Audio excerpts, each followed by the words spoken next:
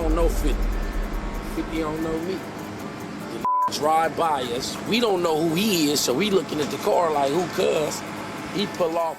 Like the thing, hey, Thug did that. Straight up. I got respect for Thug. I look at We was far from the shoot. We like on the corner. We look like cuz. Yeah, like, what's up, cuz? He like, what's up?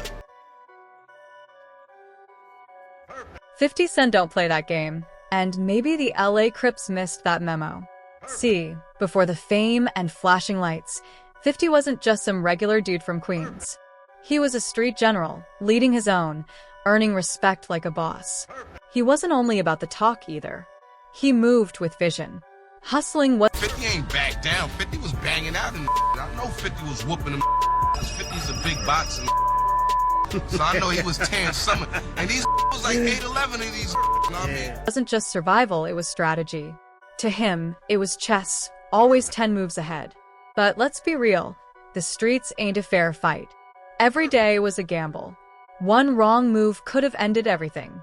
Some people cashed out, others didn't make it. And if that doesn't tell you what kind of beast 50 really is, you're not paying attention. Here's the wild part. Despite all the street cred, 50 never joined a gang. No Bloods, no Crips. He was surrounded by it, sure, but he moved solo, his own rules, his own code. Which brings us to this whole check-in drama. Some people call it respect, others call it straight extortion. When celebs hit cities with heavy gang presence, they're expected to tap in with the local shot callers. That might mean cash, favors, or just showing love to the set. Some rappers play along to keep the peace. Others see it as a shakedown. But 50? He never folded. He said it himself. Bro, I'll mess your life up for fun. Rick, bro, I'm gonna f your life up. For fun. There's a few times. It's not new. I do this all. This ain't new. I've been doing this all my life. And there's real reasons behind that.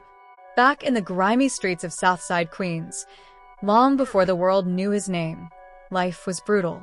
No fancy house. No rich family. Just struggle, survival, and scars. Drugs, violence, neglect, that was his reality. By 8 years old, he'd already seen more pain than most grown men. His biggest heartbreak? Losing his mother so young. That loss changed everything.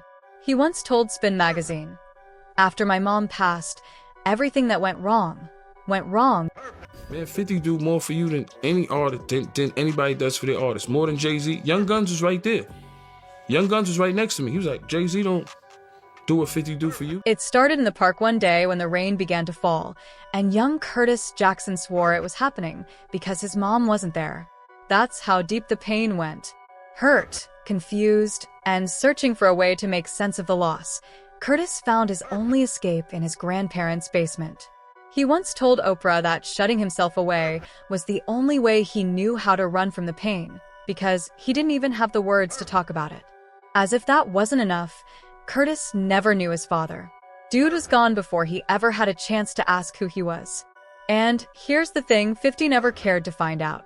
"I have no interest in it," he once said. With that much weight on his back, it didn't take long for him to link up with a crowd that wasn't playing by the rules. By 12 years old, he had already figured out what really made money in his hood, crack. And in his eyes, it wasn't a reckless choice. It was survival. "It don't seem like one of the options," he said. It seemed like the only option. But that hustle came with heat.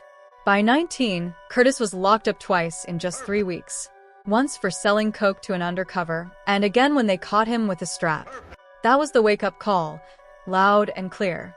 If he kept moving down that path, he wouldn't live to see 21. So Boo Boo switched gears. This time, he wasn't just running from the streets. He was coming for the throne. He reinvented himself as 50 Cent, a name that stood for change, hustle, and pure survival. He pulled his closest people together and built G-Unit. Check in, Magic, some gangster, Crips. Straight up. Crips. Straight up. Crips. Jaw-dropping stories just like this one. See you in the next one. It's about to get even crazier. 50's rise into music wasn't just about talent, it was war. When G-Unit locked in a record deal, success came fast, but so did new enemies and new chaos. The crew had its highs, but also its crashes. Tony Yayo ended up in prison, others split, and 50 found himself in beefs that nearly cost him his life. The most infamous? His war with Ja Rule. It all kicked off after 50's boy Troy robbed Ja. Things spiraled quick. Even when 50 tried to cool it down after bumping into Ja in a club, Ja wasn't buying it. He was convinced 50 was in on the setup. Years later, Ja finally admitted the robbery happened, but claimed 50 had nothing to do with it. Still, the damage was done. Enter Kenneth Supreme McGriff, a notorious drug kingpin turned music mogul, now backing Ja Rule and Murder Incorporated. Supreme wasn't some background extra. He was power, making sure Murder Incorporated stayed protected and untouchable. So when Supreme told 50 to fall back, out of respect, 50 agreed. After all, he had once looked up to the man. But this is 50 Cent letting it slide? Not an option. He came back swinging with your life's on the line, calling Ja out as a studio gangster who needed Supreme just to get his chain back. That line poured gasoline on the fire. Soon after, both rappers were set to perform at the same club. Tension exploded into a brawl, and when the smoke cleared, 50 was holding Ja's chain. To twist the knife even deeper, he flaunted it in his Your Life's on the Line video. Ja was humiliated. Word is, he ran to Supreme to get it back, but instead of returning the chain, Supreme handed him a watch. At that point, Supreme was fed up. 50 wasn't just hurting Ja's image, he was making Supreme look weak. And things got uglier when 50 linked up with Supreme's enemies, E-Moneybags, Big Nose Troy, and Green-Eyed Born. These weren't just names. These were serious players. Then 50 dropped Ghetto Quran, a track that spilled way too much about the streets and Supreme's past. Supreme wasn't feeling the shout-out. Not long after, someone tried to take him out at a gas station. He survived, but in his mind, 50 was behind it. That was the breaking point. Supreme wanted 50 gone. Allegedly, he put out a hit and hired none other than Daryl Homo Baum to do the job. Now, Homo wasn't just feared in the streets. He was also Mike Tyson's former bodyguard. Tyson even dedicated a post-fight win to him live on TV, calling him his fallen friend. That's how much respect Homo had. Born in Brooklyn's Lafayette Gardens projects, he built his reputation early, dropping people with one punch, then robbing them on the spot. That's how he earned the nickname Homo. He and Tyson actually met in juvie. Life split them apart. Tyson became champ. Homo spent years locked up. But when he got out on New Year's Eve, 1999, Tyson looked out, cash, a Rolex, a car, even a job as his bodyguard. Still, Homo wasn't the type to live off favors. He wanted his own lane, his own money. So he linked up with Supreme and the Peanut Crew. By May 24th, 2000, everything came to a head.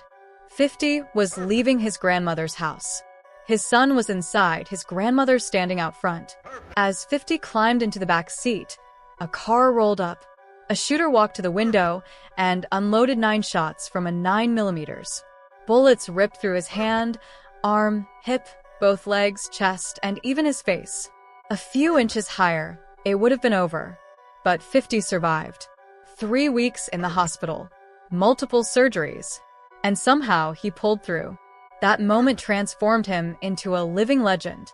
3 years later, he dropped many men, hinting Homo was the shooter. But by then, Homo was already gone, not because of 50, but because the streets caught up. Just 3 weeks after the hit, he was executed in a turf war tied to the Peanut Crew and their long-running beef with Damien World, Hardy's Cash Money Brothers crew. By 2007, Supreme McGriff's empire collapsed. The feds hit him with charges: drug trafficking, racketeering, murder for hire. Testimonies, text messages, video surveillance, it was airtight. On April 9, 2007, Supreme was sentenced to life in federal prison. No parole, no escape. Meanwhile, 50's story was just beginning. In 2002, Eminem got his hands on 50's underground tape Guess Who's Back. He was blown away. He flew 50 to LA to meet Dr. Dre, and the next chapter was locked in. $1 million deal. No mercy, no fear. Then came Wanksta, which blew up even bigger after landing on the 8 Mile soundtrack. By February 2003, Get Rich or Die Trying dropped, and hip-hop changed forever. 872,000 copies sold in just 4 days. Into clubs smashed records. 50 wasn't just hot, he was running the game. But the battles never stopped. The game came into G-Unit through Dre, meant to give the crew West Coast firepower. But his manager, Jimmy Henchman, had history with 50. From the start, Henchman didn't trust him. By 2005, he turned the game against 50 completely.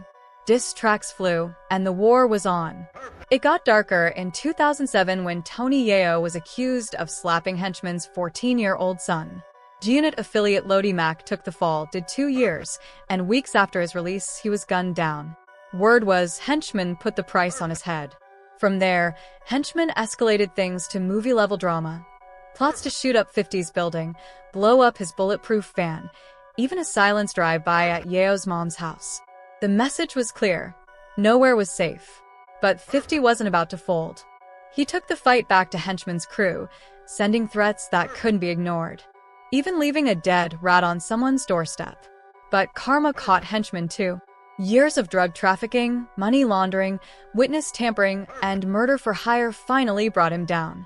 On November 29, 2017, Jimmy Henchman was sentenced to 2 life sentences. No outs. No deals. No future. Meanwhile, 50 walked away untouched, stronger than ever. From 9 bullets to a global empire. Over 30 million albums sold, a Grammy, an Emmy, and stacks of Billboard, BET, and American Music Awards. He flipped his scars into strength, his beefs into business, and his name into legacy. 50 Cent didn't just make it, he conquered it. And if you thought the story was wild, trust me, we're just getting started.